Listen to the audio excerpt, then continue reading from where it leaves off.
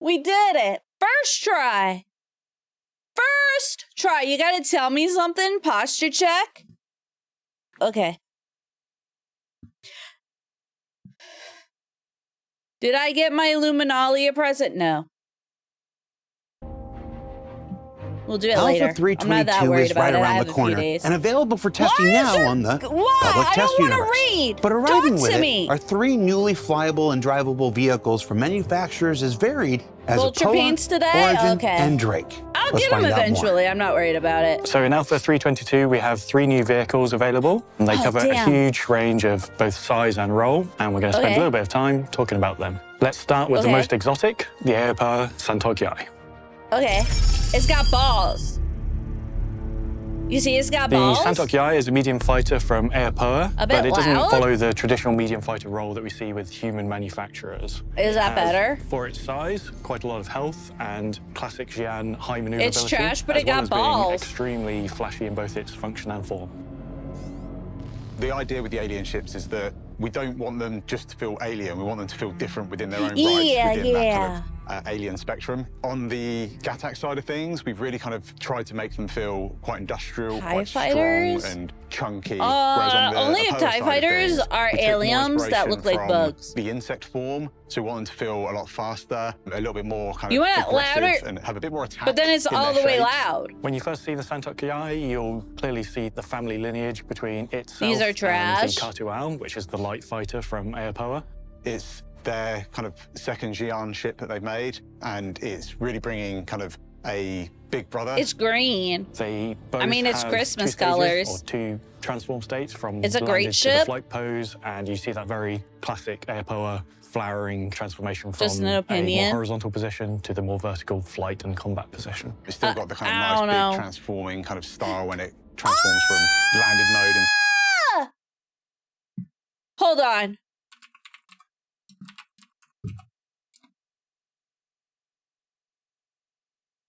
Hold on. Hold on. You know what it reminds me of? I know what the balls remind me of!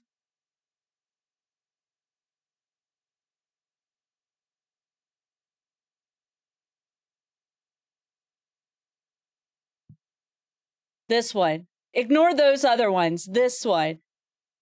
It reminds me of a Dyson vacuum cleaner.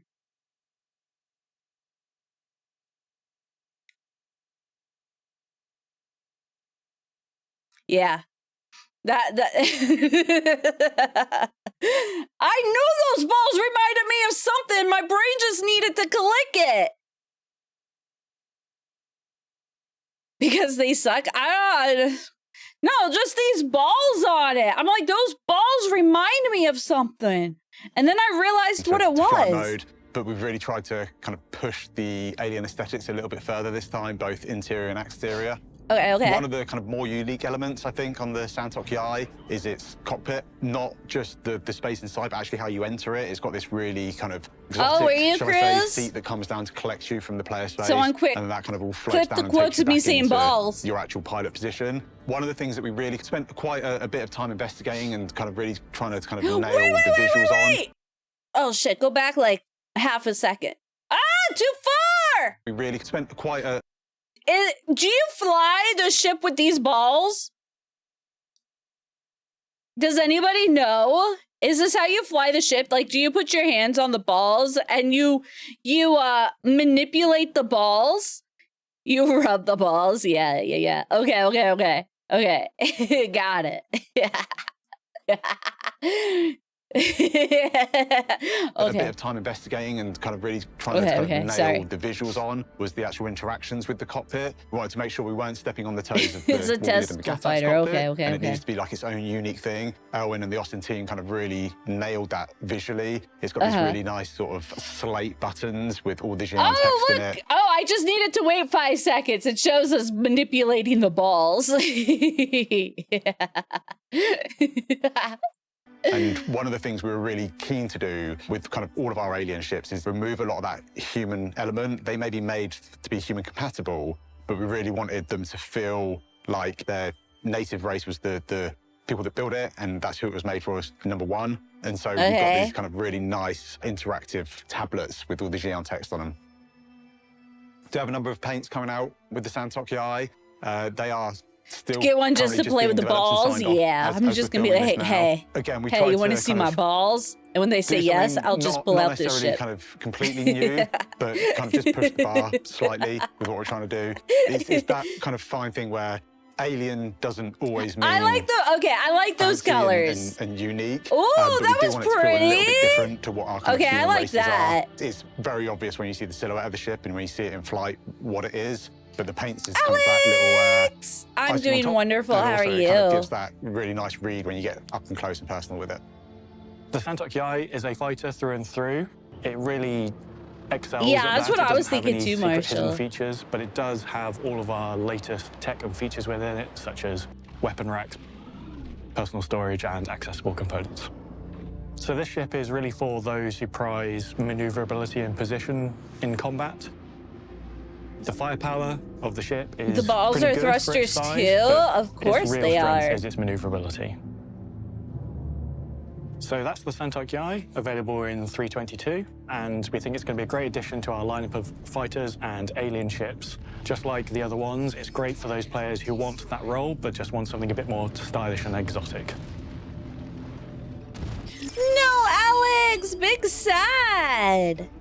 From there, let's go from space combat and atmospheric combat down to the surface and talk about the Origin 322? X1 What? The X1 is Origin's first hoverbiking game.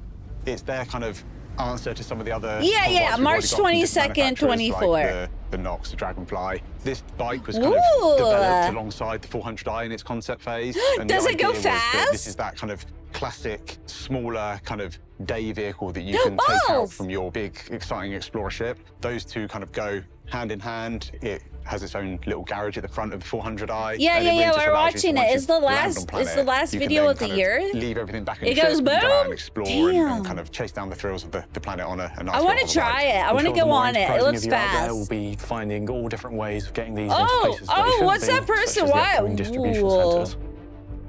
You know, I wouldn't have ran in, just like run away, not like in front of it. Ready to crash it? Heck yeah. I think one of the things that's been kind of super nice to see as the bike's kind of gone through its development is really selling the idea of this bike being a hopper bike. We've got a lot of VFX and lighting going in from the teams, really selling it that it does feel like a bike in the future. We've got these nice brake lights at the rear. We've got the kind of looks front like a lights. pew-pew a little bit, I guess. The cockpit, the kind of like the driver's It looks space, like an upside down shark. Looks super nice, really sleek, kind of classic Origin, and it all flows really nicely with the rest of the shapes. The X1 series is a series of 3 bikes that allow Origin to have their own edge of the market in terms of hover bikes and to have 3 different play styles within them. With the X1 Force, this is designed to aid in ground combat, allowing you to be on a speedy, small profile target with some shielding to allow you to absorb a few hits and help engage combat. And then we have the Velocity, which removes the weapon hardpoint and instead gains speed. Whilst tuning is underway at the time of recording, we intend the X1 Velocity to be a competitor to the Nox, and both of those are designed to be faster than the Dragonfly, which is more utilitarian. So the Velocity is a great addition to the ground racing community and will be right at home in all the ground racing tracks. The base X1 is there I want one. It looks to provide fast. an option for those of you who don't like the Nox or just don't like whatever aesthetic you think Drake users have. We're kidding mostly. And speaking of Drake aesthetics, that moves us nicely on to kind the of, last yeah, ship maybe. of 322, the Drake Cutter Rambler. The Cutter Rambler is our 3rd variant of the Cutter series, and it kind of rounds off the series as a whole. As we talked about at CitizenCon, the Drake Cutter family was always designed as a family of 3, and we've shown you the base one and the Scout. The Rambler is the 3rd one, and it is designed from the start to be the more fleshed out premium starter explorer combination of the 3. I know premium and Drake might be a bit of a weird juxtaposition Space RV there. hat. They are a very functional manufacturer and no frills manufacturer. That really kind of is sold nicely on the interior space. We've sacrificed some of the rear cargo space, the larger habitation. This allows extra space for both a suit locker a food machine and somewhere to eat that food and a nice little table to chill at. Oh, we got a nice little table to chill at. They've moved the bulkhead back one, they've moved the bathroom, they've opened up this nice space, and then they put, you know, a seat, a desk, a little jump seat, and the bare minimum you need.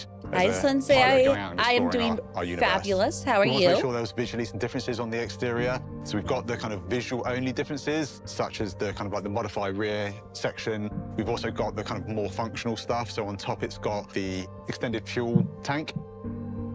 Visually, we kind of lent into the idea of having your Winnebago, always trying your best, your camper van, as always. Yes, kind of yes, like roof rack aesthetic, but it's actually kind of stores all the extra kind of fuel for the extended fuel tanks. And then as with the Scout, we've got the change in the thrusters, and again, we've got a unique set of thrusters on a new nacelles on each side that really help Hi, Beard, how are break you? up that silhouette a little bit more variation. With the Rambler being kind of a longer range or an extended range vehicle, I think having the kind of like the slightly smaller, they look a little bit more efficient on the engines rather than these great big kind of individual engines. You've got these slightly smaller, more of them individual thrusters. I'm very happy with the Rambler. We're individually thrusting, really tried to lean into when we were developing the Rambler. I am doing great, Drake's thank you. kind of mentality towards building their ships. I think it kind of ticked that box of exactly what Drake would do. They've got this chassis, they want to make somewhere you can spend a bit more time in, somewhere that's a little bit more comfortable, but they're still kind of working to that Drake budget and design ethos. So I'm very happy with how it turned out. The Rambler really takes the base cutter to the next level in terms of living on board. I think we all saw that when the cutter came out, but it was very much more of a camper van than an RV, which is what the Rambler is. So that's a wrap-up of all the new it was just meant to be an RV, like on purpose? And as always, we look forward to seeing you all use them and abuse them in all different ways in the library. We're looking at the new ships before we play Star Citizen. Now, of course, Alpha 322 comes with more than just vehicles. There's structural salvage, pretty much, cargo containers, new derelict settlements, new hairs for players, new maps for Arena Commander, and more. But since this is our last episode of the year, we have a tradition here at ISC PC's of looking week back at everything that's lame. happened the last 12 Big months Zad. and reliving some of our favorite moments. Favorite moments? Well, look, 2023 was good. Great even if you gloss over that little rough patch in the middle there. But heading into the new year, there was all that I can really think about is everything that's on the horizon that's about to make 2024 the biggest and baddest year of our project yet. Okay. So if it's all right with you, I'd like to indulge myself, maybe switch I out wish my you would have CIG brought cap snacks. and put my backer hat on and tell you what has me excited about this next year for the Persistent Universe in a segment that I'm calling Disco Lando's Star Citizen 2020 Forecast. Now, without talking specific dates, let's discuss what's being targeted and currently on track for release in He's just a the first half weatherman. of Got 2024, starting with Master Modes, the new way to pilot and operate ships we've been discussing since CitizenCon 2952. Now, whether that's every ship or a staggered rollout of groups of vehicles depends on how work progresses, but it's a major change to the way spaceships operate in the Persistent Universe, and you can be sure that we'll update on it more when the time comes. And of course, when your ships aren't in flight, they can be stored in the newly persistent hangars that are arriving with freight elevators, freight kiosks, and the new cargo transaction system that we've shared on both ISC and this year's CitizenCon. Now, all combined, I've got questions. Who do I ask? Who do I send my questions to? Have far-reaching, broader implications for the entire Star Citizen experience. Okay, sorry, sir. You are not answering my question. If if it's personal, persistent hangar, are people going to be able to break in and steal your shit? Nintendo. She is. No PC Bummer Paladin. Yeah, but can somebody sneak in and steal all your loot? Can they steal your ships? Is this a new form of pirate activities? So we don't just gotta steal drugs anymore. We can steal ships and gear.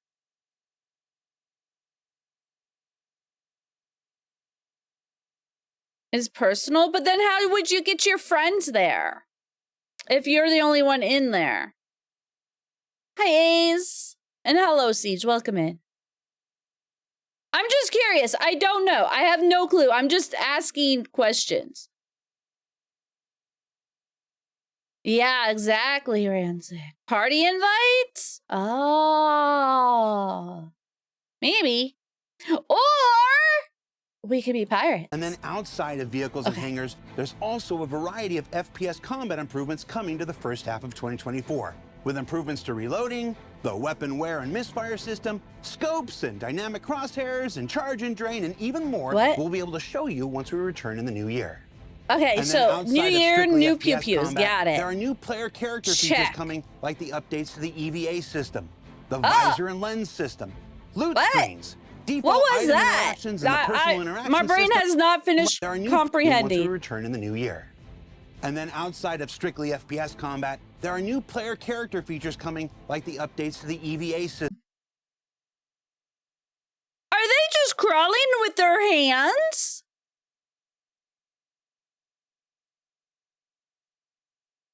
Yeah, exactly, Siege. That's what I'm thinking. Like, Bentley, hello, welcome. Spacewalking? Space hand walking? They got sucky hands. Oh. System, the visor and lens system, loot screens, front page, default item interactions, and the personal damn, interaction nice. system. And there's even new shopping and mission apps in development now. And while we're talking about apps, the first half of 2024... You know what, Alex? Maybe it's for 0G, but maybe we're just getting buff. We're just getting those arm muscles, okay? That's how I walk IRL, just like that, yeah. Is also currently scheduled to see the arrival of our new character customizer with things like tattoos. We don't care about tattoos. We just want the hair. It's true, beards. And as for how well, many I have the most luscious beard of anybody I know. But you can bet we're going to ask him sometime around March. And then, of course, if you're in game, there's also a little thing called Mobi-Glass. You want tattoos? An awfully big thing called Star no. I need a luscious beard more so than tattoos. And have I mentioned those enormous distribution centers that'll be the tattoo a beard. Okay, I changed my mind. Every gameplay and mission feature that exists in Star Citizen, as well as the 4, 5, 6, let's just say several new and updated vehicles that are making their way to the persistent universe in just the first 6 months of 2024. I did, just now. Now you can check those off. Wait, what? What's the list? Where is it? I didn't see no list. CIG hat back on. Now, you're probably looking at your screen and saying to yourself, what about Pyro and 4.0? Well, don't fret. The things that we just covered are those that aren't too dependent on continuing foundational tech work like server meshing. So we feel pretty confident in targeting everything that we just shared for the first 6 months. 6 vehicles in 6 months? That's what it sounds like. Complete Pyro system in Alpha 4.0. The Mobi... we haven't gotten there yet. Channel comes into play. I've seen it, but don't spoils. No Alpha 4.0 is spoils. currently targeting a summer 2024 release. 2024, summer, June to September. Got it. More about it. That's because in 2024, we'll continue doing play tests like the one we just completed, and you'll be able to follow along with this development I didn't participate in that. on the preview channel. That's the planets, moons, space stations, settlements, and all lifestyle that comes within the Pyro system, but also an entire host of additional new features, content, and quality of life improvements like, fully functional jump points, the new quantum travel system, new vehicle HUD and MFD work, resource management, hacking, and much, much more, all being worked on in Polaris, I hope the so. Channel will let you and us test Polaris, January 2024, calling it now. The universe with all those other great additions we just discussed. And then, in the summer of 2024, 2 become 1. And we can avoid that thing that didn't quite go the way that we'd hoped. The holiday live stream? And then, just because we're cheeky, there are still some things better left for you to discover on your own. And don't forget, we haven't even talked about the back half of the year yet.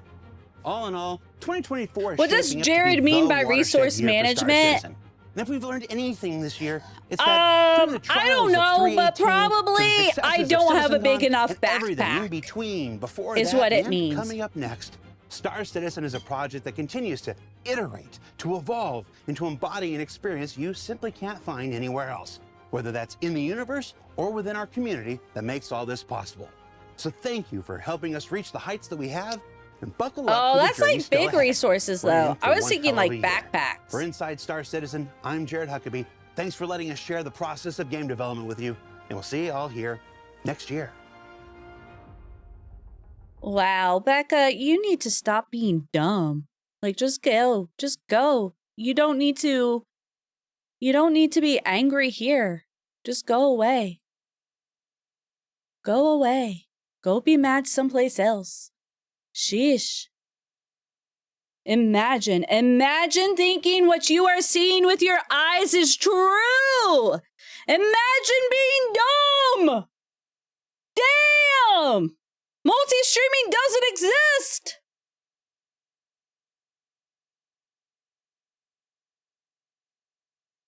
Maybe storing drugs and oh shit! That would be fun.